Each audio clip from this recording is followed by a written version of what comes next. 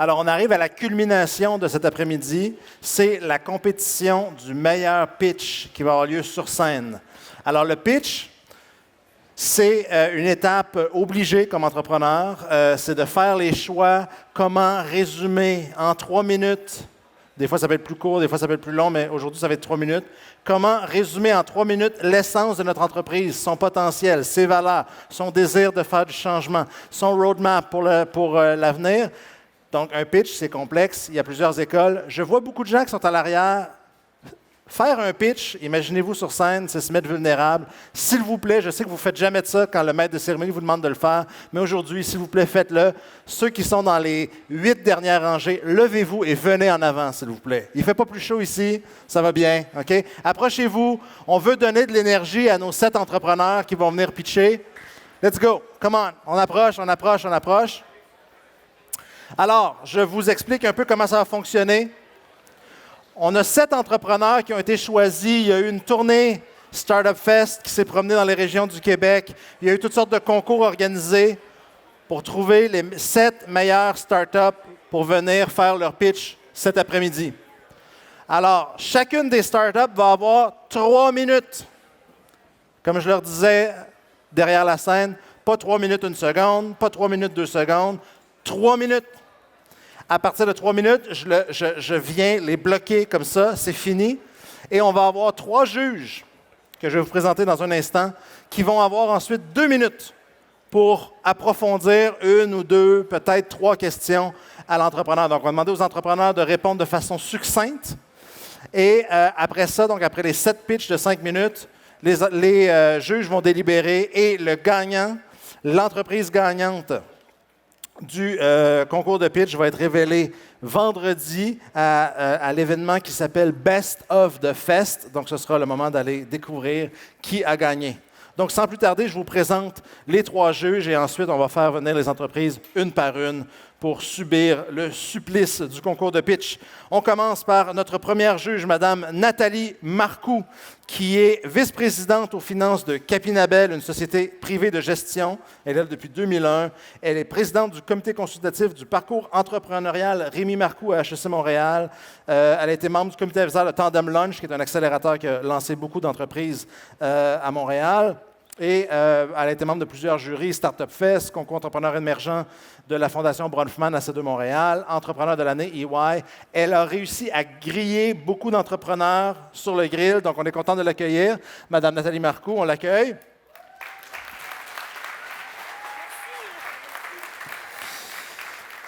Comme deuxième juge, vous l'avez entendu tout à l'heure, il nous a raconté l'histoire, la fabuleuse histoire de Station F à Paris. Marouane Elfites, on l'accueille.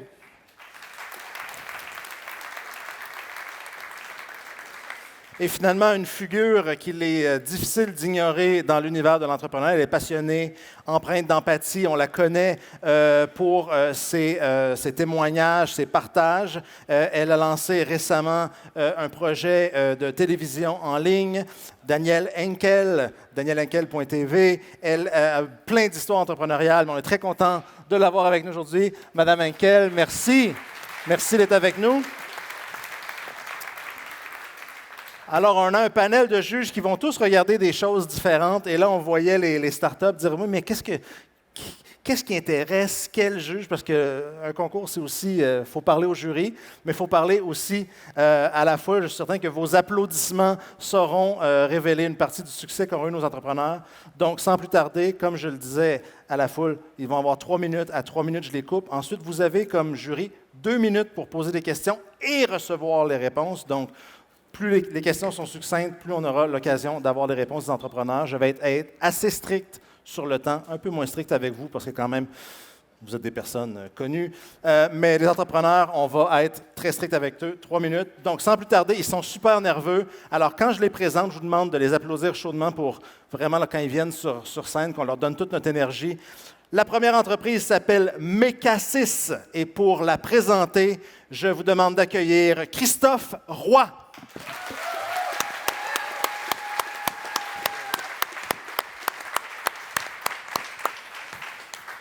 Pensiez-vous réellement que la construction du pont Champlain est terminée en décembre?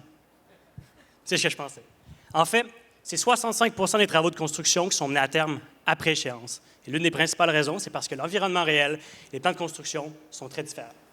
Je ne sais pas pour vous, mais personnellement, quand je monte mon nouveau meuble IKEA à la maison, même avec les plans, ça me prend 2 coups. Mais des fois, un petit peu plus. Mais bon. Maintenant, imaginez les plans de construction d'une tour à condo de plus de 10 étages. Là où ton erreur n'est pas 30 minutes de plus, mais bien ta marge de profit. On parle de plans de construction qui sont compliqués, là où la coordination entre les corps des métiers est une énorme contrainte. Toutefois, il est possible de remédier à la situation. Mais pour s'aider, les contracteurs ont 2 solutions. L'arpenteur géomètre, le tape à mesurer. Et là, c'est maintenant qu'ils se tournent vers Mecasys. La solution laser et la vision par ordinateur pour révolutionner l'industrie. Imaginez, vous avez vos plans de construction à l'échelle réelle devant vous. Plus besoin de prendre de mesures, plus besoin de sortir votre tape à mesurer. Vous avez exactement l'information dont vous avez besoin projetée au sol devant vous, sur les murs ou au plafond. En l'espace de quelques clics, vous pouvez accélérer la pose des matériaux sur votre chantier de plus de 40 %, diminuer le risque d'erreur humaine, tout en obtenant une précision de 3 mm. Je ne vous cacherai pas, notre technologie est impressionnante. Puis ça, c'est les mots de nos clients et leaders de l'industrie de la construction au Québec. Vous avez ici des pionniers en tout ce qui attire la matière de manufacturier d'acier, ainsi qu'en pose de matériaux préfabriqués.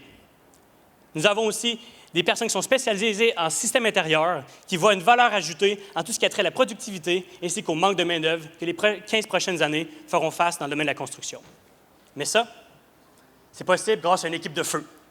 C'est avec des experts en mécanique, en mécatronique, en électricité et bien sûr en administration que Mecasys avance, pas après pas, vers l'innovation de demain. Maintenant, imaginez. Imaginez un chantier de construction où la communication entre les corps des métiers n'est pas un problème, parce que le travailleur peut voir devant lui la tâche qu'il a à faire. Mon nom est Christophe Roy, je suis directeur marketing chez Mecasys, soit la seule entreprise hardware que vous verrez sur scène aujourd'hui. Alors, ce que je vous demande, ce ne sera pas une ronde d'investissement. Non, c'est une place en finale. Une place en finale pour montrer qu'à Montréal et au Startup Fest, il y a une place pour l'innovation tangible. Merci.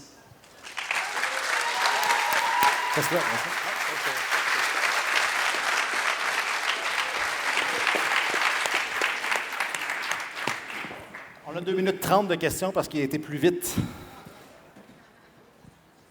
Merci, super pitch, très bonne presse. Est-ce que, du coup, tu fais déjà du revenu? C'est surtout que pour une entreprise hardware, les revenus sont plus une projection pour un certain moment. Par contre, ce qu'on fait, c'est qu'on crée des partenariats avec les entreprises, telles que les entreprises qu'on a vues sur la présentation. Puis qu'est-ce qu'on fait, c'est qu'on demande un dépôt pour ensuite nous aider à développer la machine. Donc, c'est un peu une genre de pré-vente qui va être ensuite, qu'on peut ensuite financer, mais qui va driver du revenu lorsque le produit va devenir tangible. Puis ça va être quoi ton modèle de revenu? Comment tu vas faire ton argent? Ouais. En fait, on a 3 modèles de revenus. Le premier, c'est le hardware, donc c'est la machine qui se vend. On a le SaaS, qui a 3 modèles différents. Et on a le côté service. La machine ressemble à peu près à 30 000 $, qui est quelque chose qu'on comprend qui a l'air dispendieux, mais dans le domaine, c'est quelque chose qui est très standard. Le SaaS, ça varie entre 5 000 et 15 000 $, tout dépendant de quel type d'entreprise qu'on parle. Et en service, c'est on demand, donc c'est très personnalisé.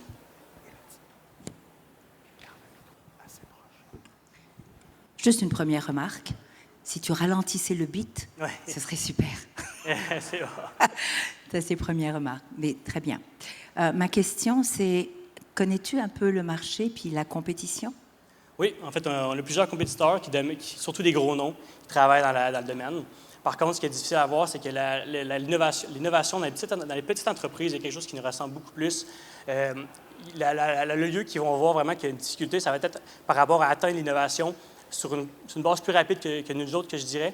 Mais par contre, si on peut en discuter peut-être après la présentation, peut-être que je pourrais mieux vous expliquer par rapport à ça. Merci. Et où est-ce que tu le produis pour l'instant, ton hardware? C'est en local, tu passes par un Fab Lab, tu passes par une usine tierce, comment tu fais? Pardon, excusez-moi. Où est-ce que tu le produis, le hardware, la machine? Hardware. C'est sûr qu'à un degré, c'est nous qui font la manufacture. Donc, on fait affaire avec des manufacturiers pour pouvoir distribuer nous-mêmes le projet. Par contre, on veut affaire aussi avec des rental distributors, donc pour avoir des réseaux de distribution, puis les entrepreneurs généraux. Comment vous vous faites connaître? La première, on veut faire un market penetration d'abord au Québec, évidemment. C'est sûr que la construction, c'est partout en Amérique du Nord, c'est partout à travers le monde. Bon, d'abord, on vise beaucoup les associations, parce qu'on pense qu'ils ont un pied à terre et qui nous permet d'aller cibler vraiment la problématique avec nos clients pour développer un produit qui est très identifié au marché, là, à la problématique. Oui, mais comment? À travers les associations, mais comment? On va vraiment leur parler vraiment personnellement pour créer vraiment une relation avec eux. Puis on pense que c'est comme ça qu'on va pouvoir être certain que le produit est adapté à leurs besoins pour qu'on puisse vendre vraiment le produit à eux directement. Là. Merci. Ouais. Merci. Bravo.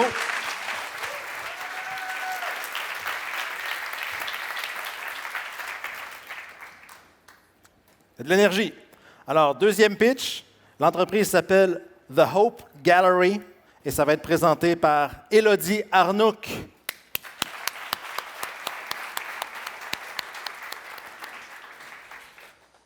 Bonjour à tous, je m'appelle Élodie et je suis la fondatrice et présidente de The Hope Gallery, une plateforme en ligne qui vise à dépoussiérer la collecte de dons.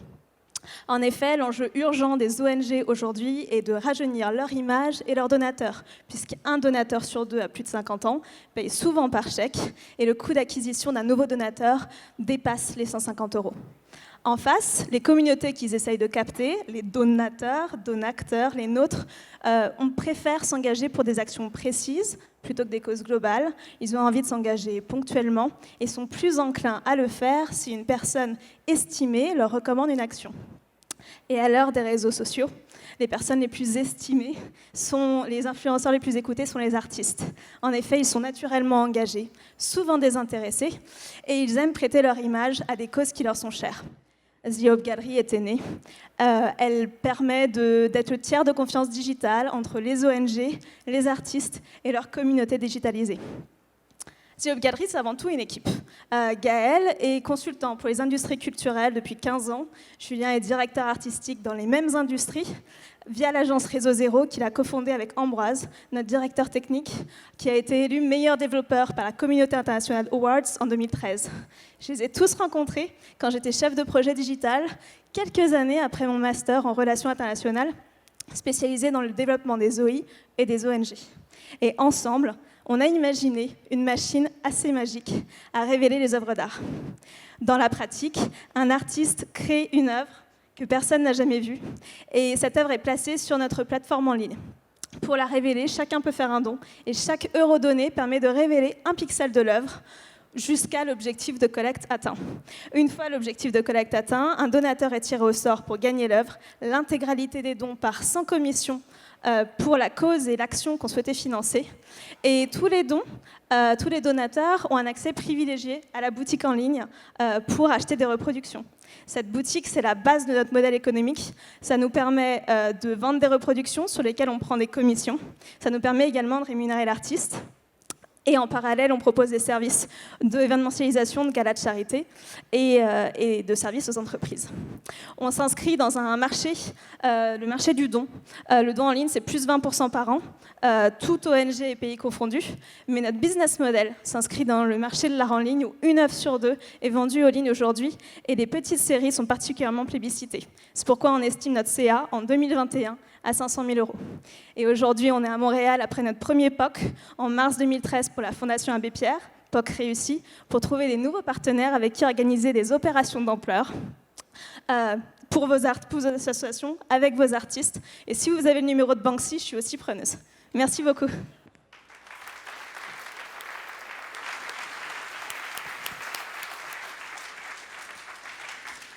Bravo, Élodie, merci beaucoup. Là, je ne comprenais pas trop. Est-ce que vous êtes déjà en opération en France? On est déjà en opération en France, en effet. On a 4 opérations prévues d'ici la fin de l'année et début 2020. Et cet été, en fait, on est surtout en train de travailler, avant les prochaines opérations, sur la question de la défiscalisation pour automatiser le reçu fiscal. Okay. On est déjà en opération. Mais comment tu fais ton argent? Comment votre Hope Gallery fait son argent? Alors, en fait, on vend, comme une galerie traditionnelle, les reproductions de l'œuvre solidaire. Et en parallèle, on propose aussi des services événementiels pour organiser des grandes révélations sur les galas de charité, pour les politiques de responsabilité sociale des entreprises. OK. Merci. Et du coup, comment tu fais pour sourcer, pour trouver tes artistes? Et t'en as trouvé combien jusque-là? Alors, on a déjà une quinzaine d'artistes qui nous soutiennent et qui nous suivent. On en a plus émergents et on en a des installés. En fait, ce qu'on a commencé à faire, c'est qu'on a créé un média il y a 1 an pour recenser toutes les initiatives d'art solidaire et tout ce que les artistes faisaient déjà pour s'engager, ce qui nous a permis de prendre contact avec eux, de créer du lien et maintenant de les solliciter pour nos opérations. Bravo. Merci beaucoup. Encore une fois, la même question. Comment vous faites pour vous faire connaître et quel est le coût de cette acquisition du client éventuel? Alors, pour le moment, on n'a pas eu de gros coûts d'acquisition parce qu'en fait, on utilise les communautés que les associations et les artistes ont déjà créées.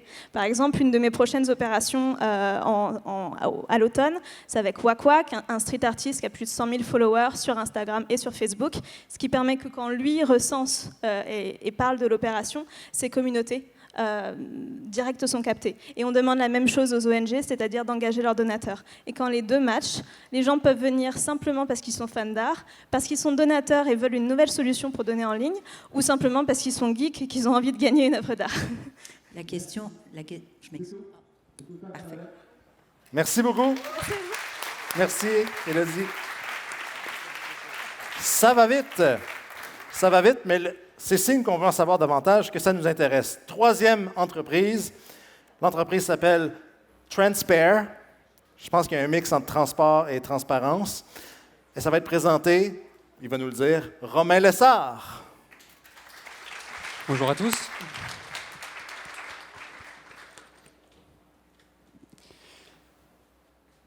Imaginez vous et votre société sur cette île. Vous êtes super content, vous avez trouvé un client à l'autre bout du monde, sauf que maintenant, il faut lui envoyer vos marchandises et c'est là que les problèmes commencent. Comment trouver le prestataire qui va organiser intégralement le transport de vos marchandises? Comment savoir quelles informations lui donner? Comment savoir si vous pouvez lui faire confiance? Comment garder la trace de vos précieuses marchandises?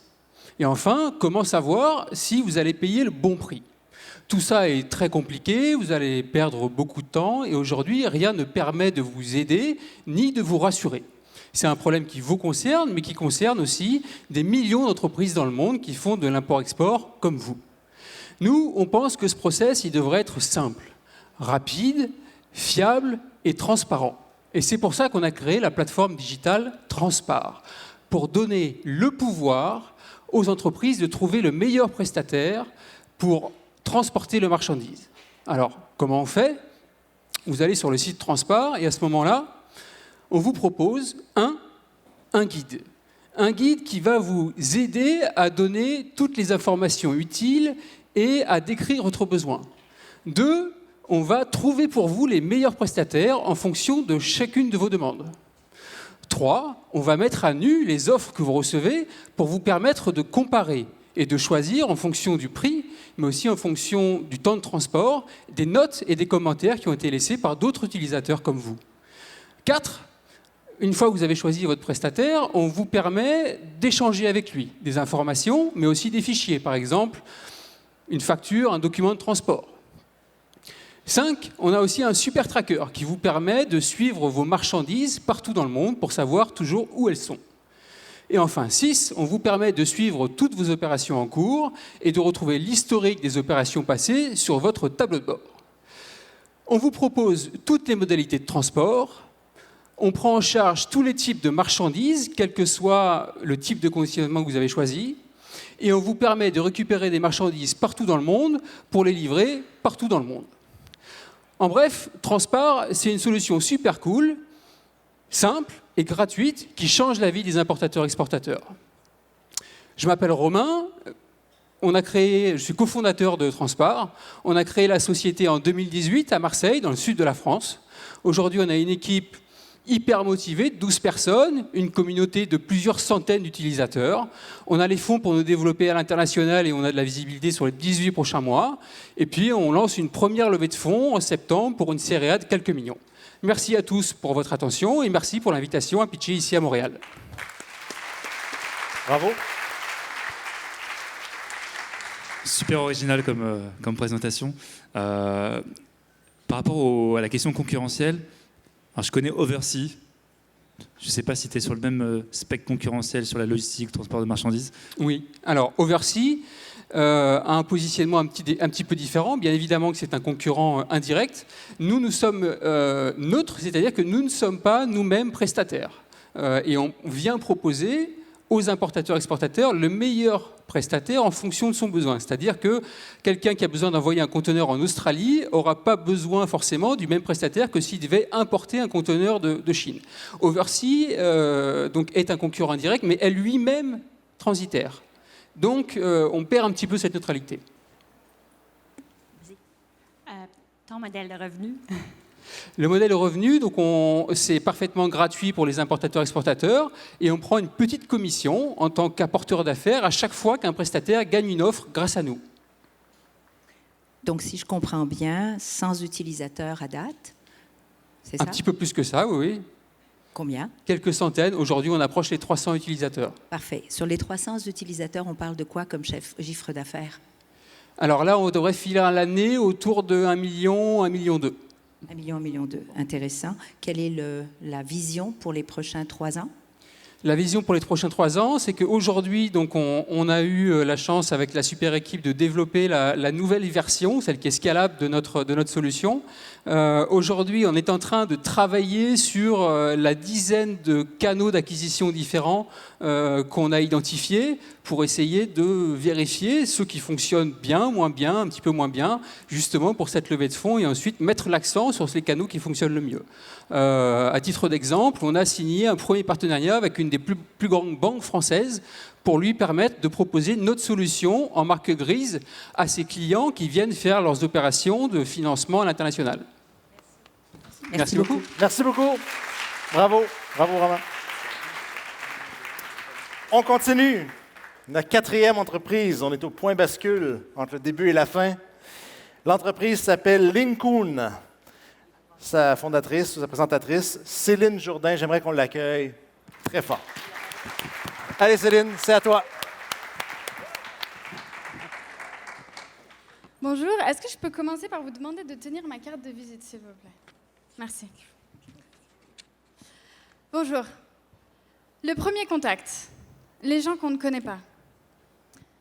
C'est pas toujours facile d'oser leur parler. Pourtant, on est tous d'accord pour dire que c'est dans nos rencontres, dans nos échanges avec les autres qu'on évolue, qu'on apprend, que nos horizons s'élargissent, nos opportunités se multiplient. Alors à l'origine, Linkoon, c'est 2 personnes, Enguerrand et moi-même, qui voulons effacer ce malaise social pour rendre les relations plus naturelles et spontanées, pour mieux vivre ensemble. Comment faire ça? Mes études en sciences cognitives nous apportent des réponses. Le jeu. Le jeu est la meilleure manière d'apprendre. Le cerveau adore jouer. Il n'aime pas faire d'efforts. Et c'est d'ailleurs pour ça que tous les animaux de toutes les espèces adorent jouer. Ensuite, la répétition. Le cerveau apprend par la répétition. Donc en fait, ce qu'il nous faut, c'est un jeu qui amène les gens à rentrer en relation encore et encore. Ce jeu existe. Il est à partager entre amis, en famille, avec des collègues ou avec des inconnus parce que c'est un excellent moyen de briser la glace.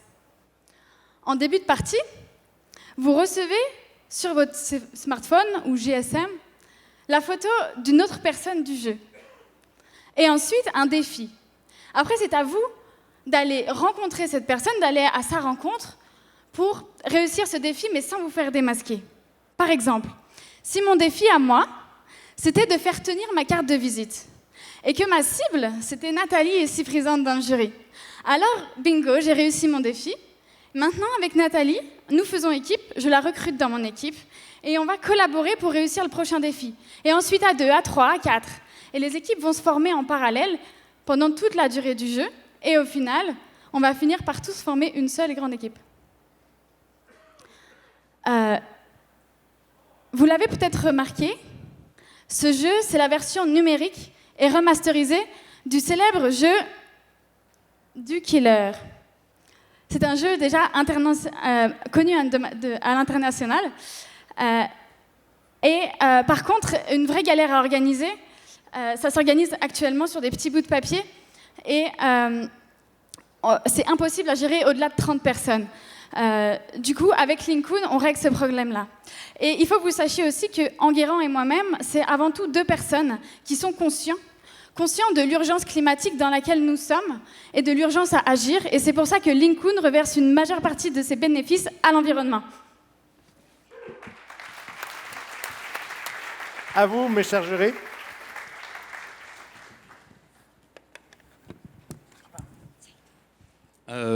Top.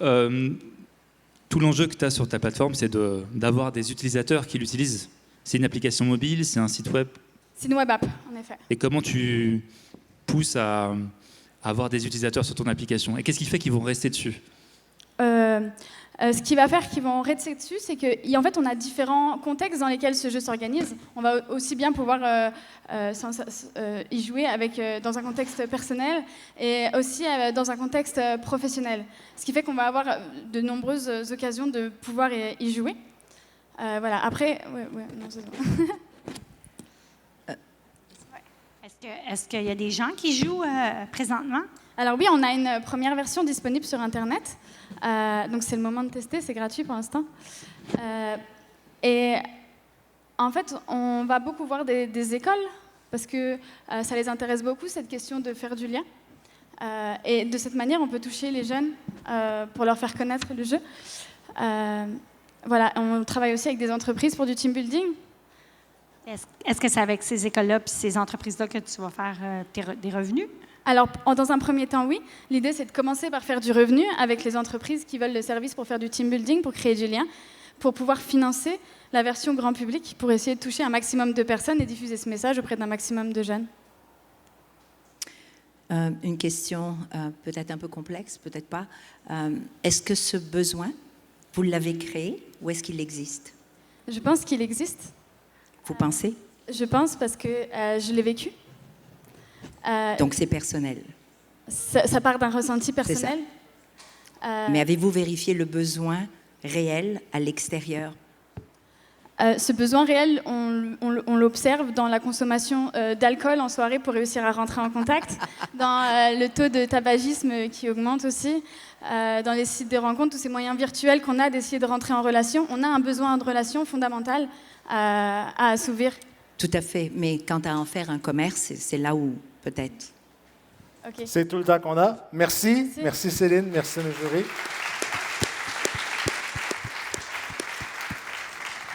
C'est moi le méchant dans ce jeu-là, c'est moi qui interromps les conversations, je m'excuse. Entreprise numéro 5, le nom de l'entreprise, c'est Neuraxio. La personne qui s'apprête à monter sur scène, Guillaume Chevalier, on l'accueille.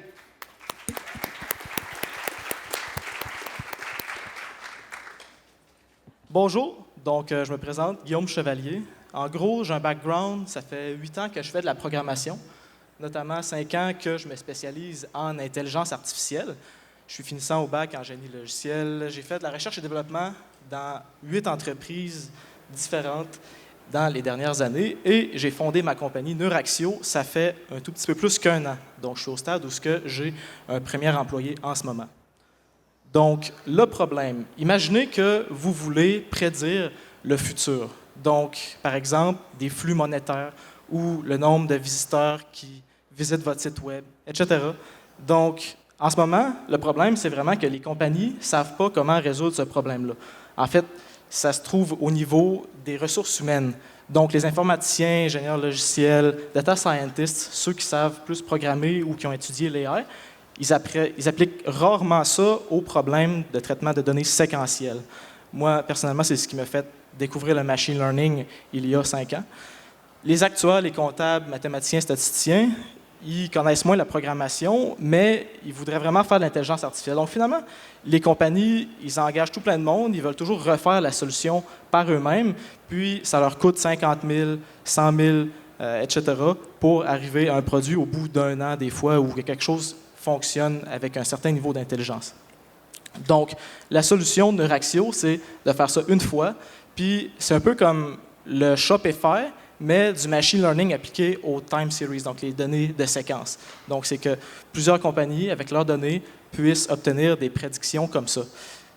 Il s'agit d'entraîner un réseau de neurones, par exemple un réseau de neurones récurrent, sur des données du passé jusqu'au présent des clients, afin de pouvoir prédire les valeurs futures de ces données-là, puis comparer le résultat après, peut-être même lever des anomalies. Donc, parfois, c'est plus simple aussi les données qu'on peut traiter, ça dépend des cas d'utilisation.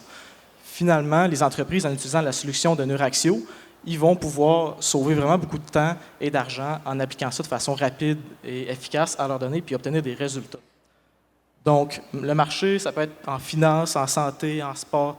Il y a vraiment beaucoup de cas d'utilisation de données de ce genre-là. En fait, il s'agit de commencer quelque part, puis d'élargir avec la demande. Donc, compétition, il s'agit des stagiaires encore, certains experts, des sites web, de tutoriels, tout ça. Tout le monde font ça en ce moment, plutôt que tout le monde veut vraiment refaire la solution.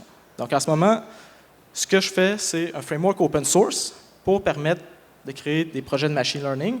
Puis, les clients vont payer lorsqu'ils veulent utiliser les modèles spécialisés qui s'appliquent bien à leurs données. Donc, en premier, licencier le code, ensuite, Software as a Service Cloud. Donc, merci. Guillaume Chevalier, n'hésitez pas à venir me parler après le talk.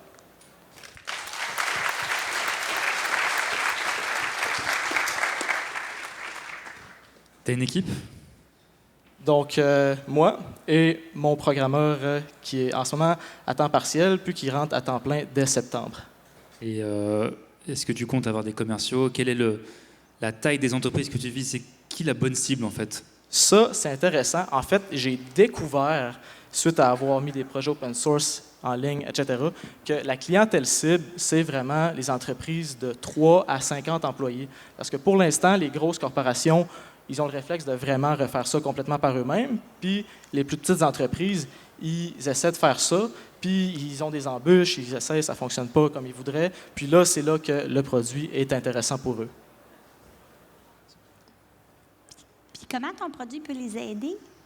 Donc, c'est vraiment, eux autres, ils fournissent leurs données qui sont préparées, puis je prends le produit, je l'applique sur leurs données. Donc, il y a du automatic machine learning qui fait en sorte que ça permet d'apprendre non seulement automatiquement sur les données, mais de découvrir quel modèle de réseau de neurones est le plus approprié pour leur cas d'utilisation et la quantité de données qu'ils ont.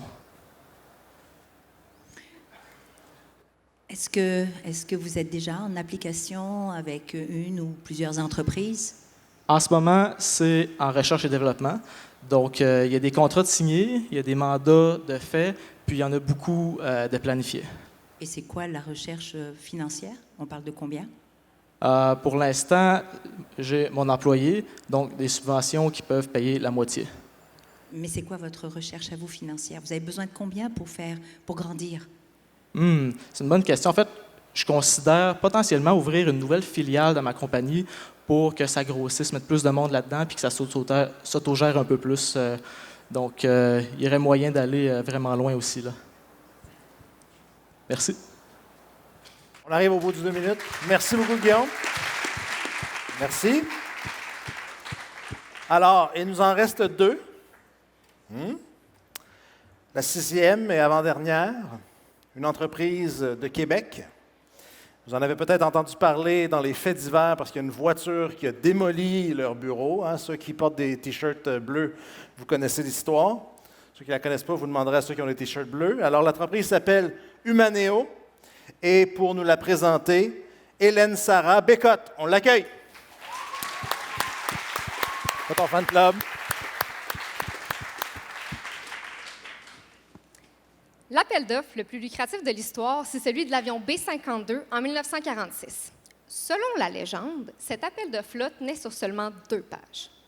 Juste pour comparer, là, les plus récents appels d'offres en aviation font juste plusieurs dizaines de milliers de pages. Méchante différence, hein? Même pour des plus petites entreprises, des entreprises qui ont des produits qui sont beaucoup plus simples que des avions, les appels d'offres peuvent être vraiment compliqués. Prenons les fournitures de bureaux. Les appels d'offres pour les fournitures de bureaux peuvent faire entre 50 et 100 pages. C'est vraiment compliqué aujourd'hui. Tellement compliqué qu'au final, il y a plusieurs entreprises qui choisissent de juste pas soumissionner. En faisant ça, ces entreprises se passent d'opportunités puis de revenus qui sont majeurs.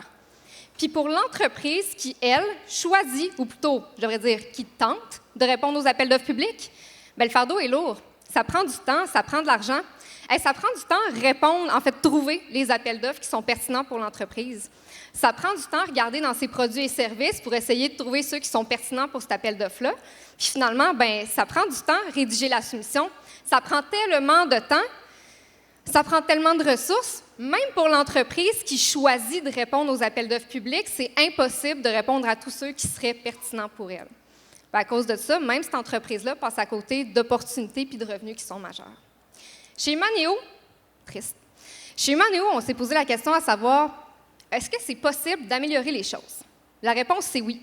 Oui, c'est possible grâce aux avancées en intelligence artificielle. Notre équipe a créé la première solution qui est complète, qui est intégrée, qui est automatisée de réponse aux appels d'offres publics. Notre solution repère les appels d'offres qui sont pertinents pour votre entreprise, recommande dans vos produits et services ceux qui sont pertinents pour cet appel d'offres-là, puis finalement, elle génère une ébauche de la soumission. Tout ça, ça vous sauve du temps. C'est tellement simple avec la solution d'Humaneo. Tellement simple, c'est comme si vos appels d'offres avaient à nouveau seulement 2 pages. Merci.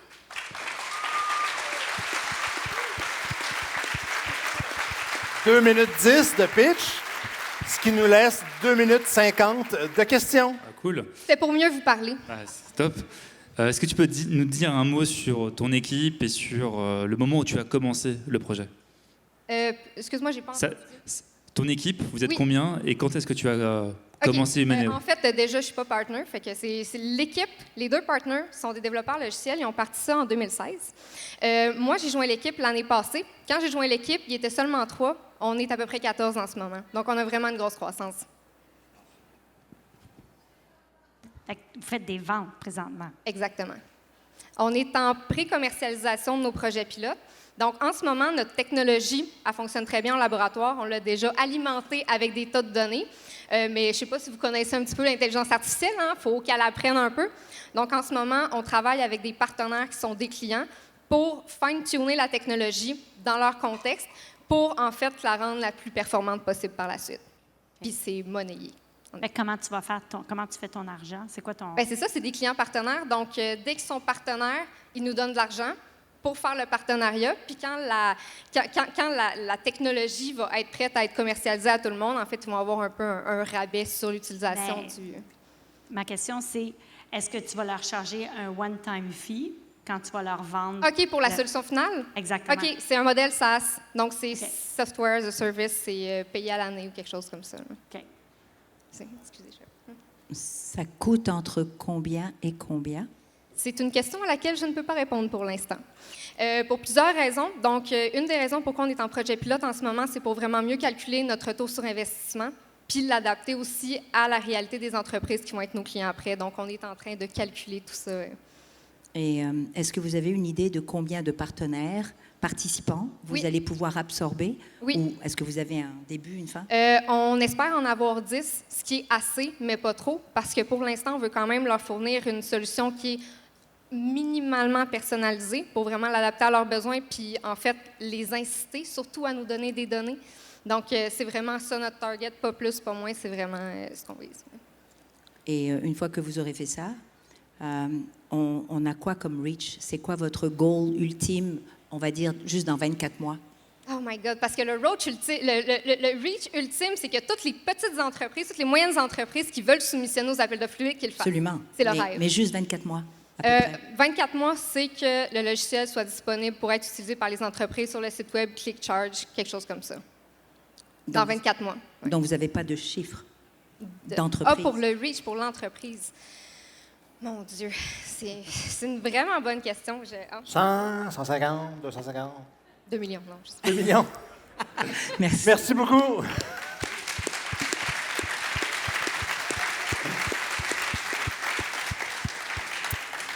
Il vous reste encore un peu d'énergie, chers membres du jury? Ça va, il fait chaud ici, hein? Sur les spots, etc., nos soleils artificiels. Alors, dernière entreprise, elle s'appelle Incuverse. Pour la présenter, je vais relire son nom 2 fois. Sébastien Adjantonio. On l'applaudit.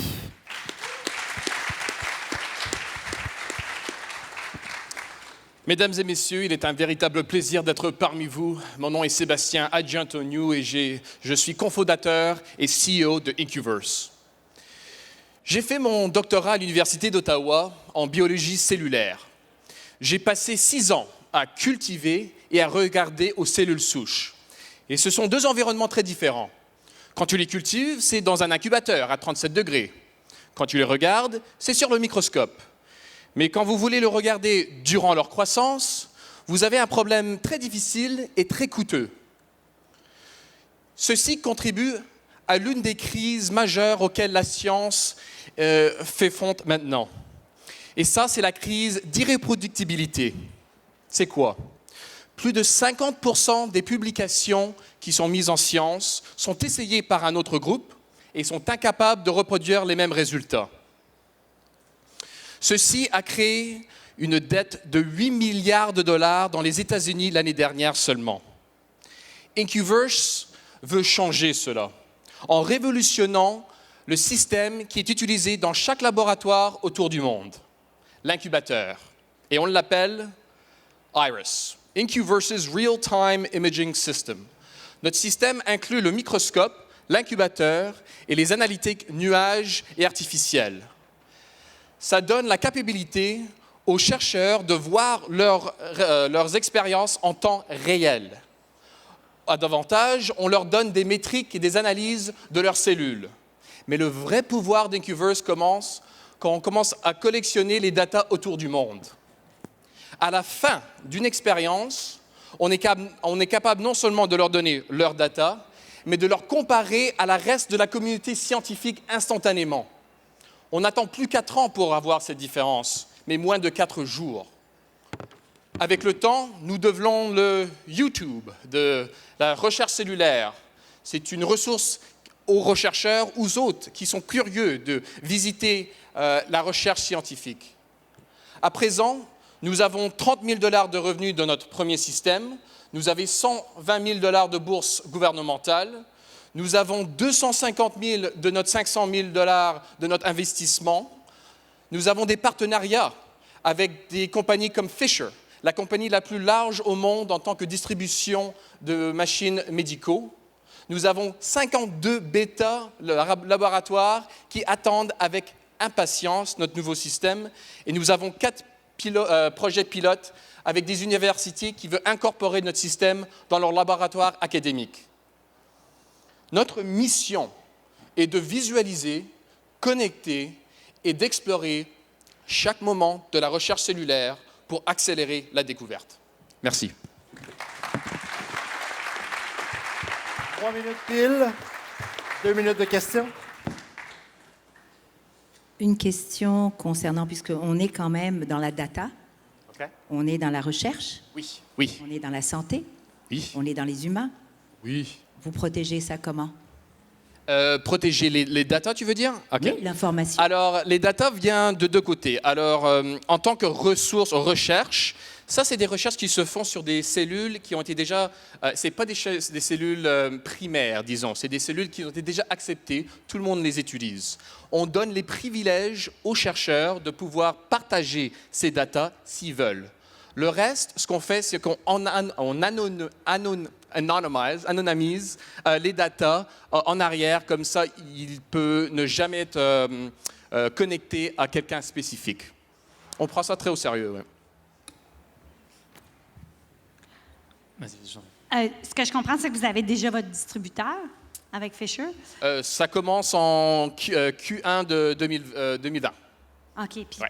On a déjà eu les négociations. Ça va commencer quand notre produit est complètement prêt à être vendu. OK. Fait que cette machine-là, vous êtes en production maintenant. Oui, ça sera fini octobre-novembre. OK. Quelle est la taille du marché? C'est hyper particulier. Comment tu le quantifies? Ouais. Alors, il y a approximativement 250 000 laboratoires autour du monde. On fait une prévision minimisée de 2 unités par laboratoire. Ça donne environ 3,7 ou 4 milliards de dollars.